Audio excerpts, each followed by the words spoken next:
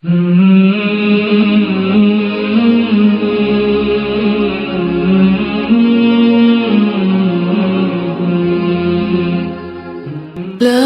إله إلا الله محمد رسول الله.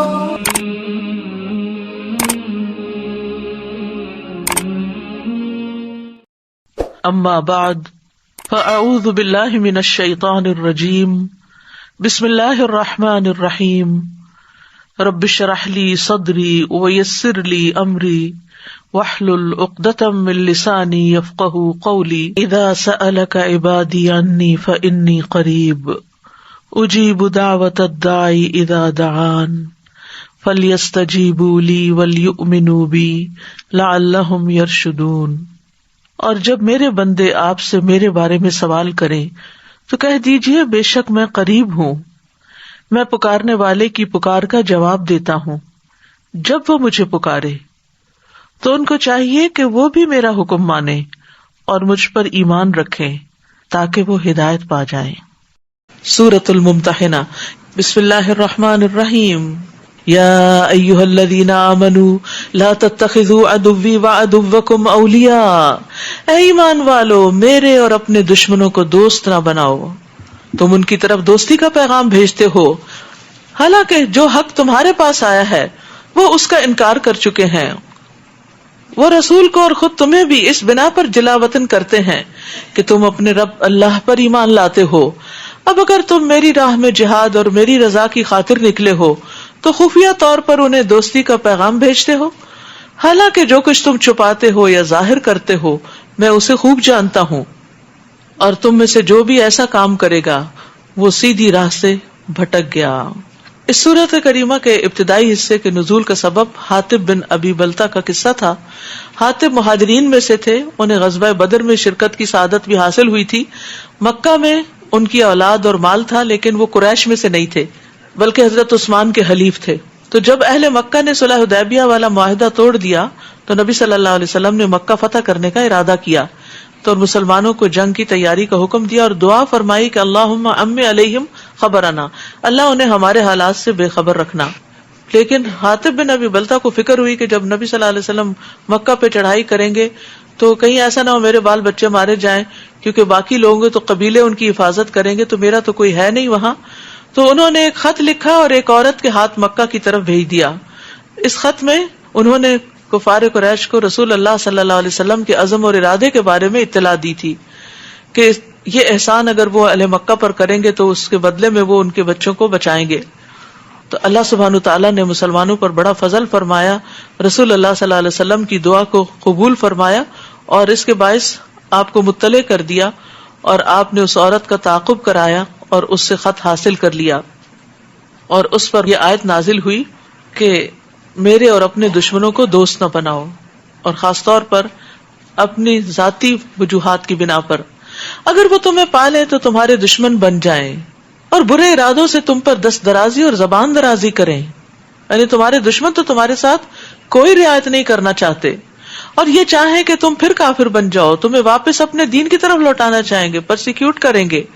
لن تنفعکم ارحامکم ولا اولادکم یوم القیامت یفصل بینکم. قیامت کے دن نہ تمہارے رشتے ناتے کچھ فائدہ دیں گے نہ تمہاری اولاد، وہ تمہارے درمیان جدائی ڈال دے گا، اور جو کچھ تم کرتے ہو اللہ اسے خوب دیکھتا ہے. حاطب بن ابی بلتہ کو بلایا گیا، ان سے پوچھا گیا کہ کیا انہوں نے ایسا کیا، تو انہوں نے اقرار کر لیا اور عذر پیش کیا کہ ان کی اولاد چونکہ مکہ والوں کے بیچ میں تھی اس وجہ سے انہوں نے ایسا کیا. تو اللہ تعالیٰ نے فرما دیا کہ اہل و عیال اور اولاد کی وجہ سے رب کی نافرمانی کی تو قیامت کے دن یہ کچھ بھی کام نہیں آئیں گے. اور یہ ہم سب کو سوچ لینا چاہیے کہ بعض اوقات انسان حرام کماتا ہے صرف اولاد کی خاطر یا بیوی بچوں کی خاطر کہ ان کو خوش رکھ سکے، یا اور اللہ کی ناراضگی کے کام کرتا ہے. تو ایک اصول یاد رکھیے کہ جہاں اللہ کا حکم آ جائے وہاں کسی مخلوق کا حکم نہیں ماننا، اور اللہ کی نافرمانی میں کسی اور کی اطاعت نہیں کرنی. یعنی جہاں اللہ کی نافرمانی ہو رہی ہو وہاں رک جانا ہے، کسی اور کی بات نہیں ماننی. بعض اوقات ہم عذر کرتے ہیں، فلاں مجھے ایسا کہتا ہے، فلاں یوں کہتا ہے، اس لیے مجھے کرنا پڑتا ہے. نہیں، وہ چیزیں چھوڑ دو جو اللہ کی نافرمانی کی طرف لے جاتی ہیں. بعض اوقات جاب پہ کچھ ایسے مسائل ہوتے ہیں کہ نماز کی اجازت نہیں ملتی، تو کوئی اور جاب تلاش کرو. اللہ تعالیٰ کی زمین وسیع ہے، کہیں اور سے تمہیں رزق دے گا، اور ہو سکتا ہے اس سے بہتر رزق عطا کرے. لیکن اپنا فرض ادا کرنا نہیں چھوڑو. اسی طرح باقی چیزیں بھی. تو یہاں ایک بڑی اہم بات بتا دی گئی کہ قیامت کے دن کوئی رشتہ دار کام نہیں آئے گا. یہ تو دنیا میں کہاں کام آتے ہیں، یعنی اب جس طرح کے حالات ہیں، لیکن پھر بھی کچھ نہ کچھ خاندان اور کنبہ قبیلہ انسان کا ساتھ دے ہی دیتا ہے. لیکن مشکل وقت میں آپ نے دیکھا ہوگا کہ عموماً رشتہ دار بھی اجنبی ہوتے ہیں. قد کانت لکم اسوۃ حسنۃ فی ابراہیم والذین معہ، تمہارے لیے ابراہیم اور اس کے ساتھیوں میں ایک اچھا نمونہ ہے، جبکہ انہوں نے اپنی قوم سے صاف کہہ دیا کہ ہم تم سے قطعی بیزار ہیں، اور ان سے بھی جنہیں تم اللہ کو چھوڑ کر پوچھتے ہو. ہم تمہارے دین کے منکر ہیں، اور ہمارے اور تمہارے درمیان ہمیشہ ہمیشہ کے لیے دشمنی اور بیر پیدا ہو چکا، یہاں تک کہ تم اکیلے اللہ ایک پر ایمان لاؤ. مگر ابراہیم کا اپنے باپ سے یہ کہنا اس سے مستثنا ہے کہ میں تیرے لیے اللہ سے معافی کی درخواست کروں گا، حالانکہ میں تیرے لیے اللہ کے سامنے کچھ بھی اختیار نہیں رکھتا.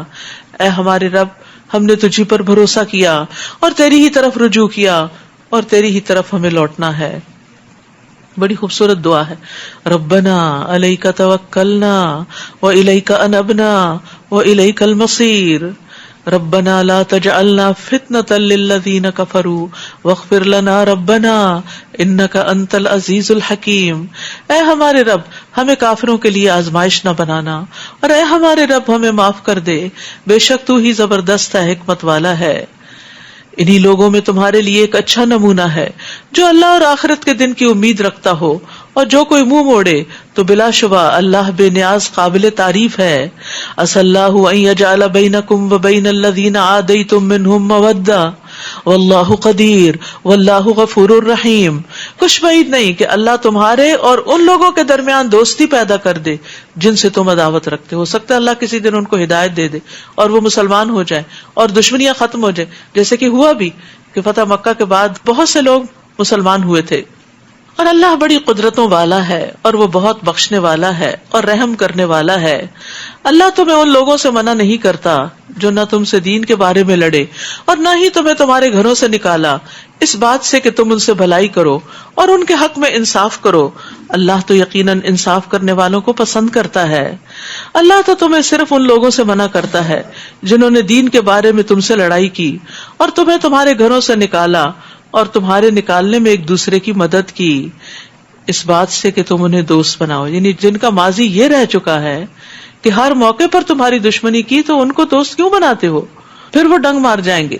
اور جو انہیں دوست بنائے تو ایسے لوگ ظالم ہیں.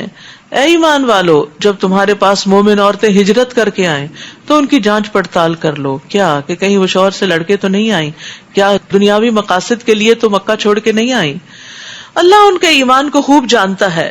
پھر اگر تمہیں یہ معلوم ہو کہ وہ فی الواقع مومن ہیں تو انہیں کافروں کی طرف واپس نہ کرو، کیونکہ صلح حدیبیہ کی ایک شک یہ تھی کہ جو شخص مکہ سے مسلمان ہو کر مدینہ آئے گا اسے واپس کر دیا جائے گا.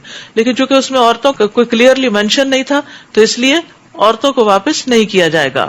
ایسی عورتیں ان کافروں کے لیے حلال نہیں، اور نہ ہی وہ ان عورتوں کے لیے حلال ہیں. اور کافروں نے جو کچھ ایسی مومن عورتوں پر خرچ کیا ہو انہیں دے دو، اور ان سے نکاح کر لینے میں تم پر کوئی حرج نہیں جبکہ تم انہیں ان کے حق کے مہر ادا کر دو. یعنی ایسی عورت پھر آزاد ہو جائے گی اس کافر شوہر سے، اور تم ان کا مہر دے کر ان سے نکاح کر سکتے ہو.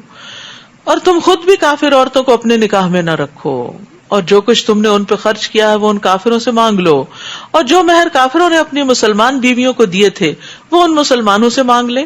یہ اللہ کا حکم ہے جو تمہارے درمیان فیصلہ کرتا ہے، اور اللہ سب کچھ جاننے والا، حکمت والا ہے. اور اگر تمہاری کافر بیویوں کے مہروں میں سے تمہیں کفار سے کچھ نہ ملے، پھر تم نے کفار کا تعاقب کر کے مال غنیمت حاصل کیا، تو اس مال میں سے ان مسلمانوں کو ان کی کافر بیویوں کے حق کے مہر کے برابر مال دے دو. جو انہوں نے خرچ کیا تھا، اور اس اللہ سے ڈرتے رہو جس پر تم ایمان رکھتے ہو۔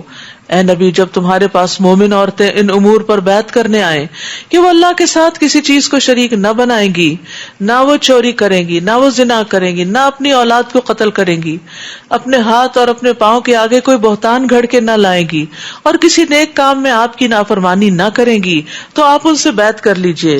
تو اس بیعت میں اور بہت سے امور کے ساتھ نبی صلی اللہ علیہ وسلم کی اطاعت پر بھی بیعت ہے کہ آپ کی نافرمانی نہیں کریں گی، اور ان کے لیے اللہ سے معافی مانگیے، اللہ یقیناً بخشنے والا، رحم کرنے والا ہے۔ نبی صلی اللہ علیہ وسلم نے عورتوں سے جو بیعت لی اس میں آپ ان کے ہاتھ پہ ہاتھ نہیں رکھتے تھے، زبانی بیعت لیا کرتے تھے، اور اس بیعت میں ان باتوں کے علاوہ کچھ اور چیزیں بھی شامل تھی، جس میں یہ کہ تم نوحہ نہیں کرو گی، پہلی جاہلیت کی طرح زیب و زینت اختیار نہیں کرو گی، یعنی اپنی خوبصورتی کو نمایاں نہیں کرو گی، یعنی اپنے آپ کو حجاب میں رکھو گی۔ یا ایھا الذین آمنوا لا تتولوا قوما غضب اللہ علیہم، اے ایمان والو ایسے لوگوں کو دوست نہ بناؤ جن پر اللہ کا غضب ہوا، وہ تو آخرت سے ایسے ہی مایوس ہیں جیسے کافر اہل قبور سے مایوس ہیں۔ رسول اللہ صلی اللہ علیہ وسلم نے فرمایا، منافق کو سردار مت کہو، اگر وہ سردار ہو تو بے شک تم نے اپنے رب عز و جل کو ناراض کر دیا، یعنی ایسا شخص جس کی منافقت کھلی ہو، ورنہ دل کی منافقت کا تو کسی کو نہیں پتا ہوتا، تو انسان ہر ایک کے پیچھے نہ پڑ جائے، دلوں کا معاملہ اللہ کے سپرد کرے۔ وآخر دعوانا ان الحمد للہ رب العالمین، سبحانک اللہم وبحمدک، اشہد ان لا الہ الا انت، استغفرک واتوب الیک۔ السلام علیکم ورحمۃ اللہ وبرکاتہ۔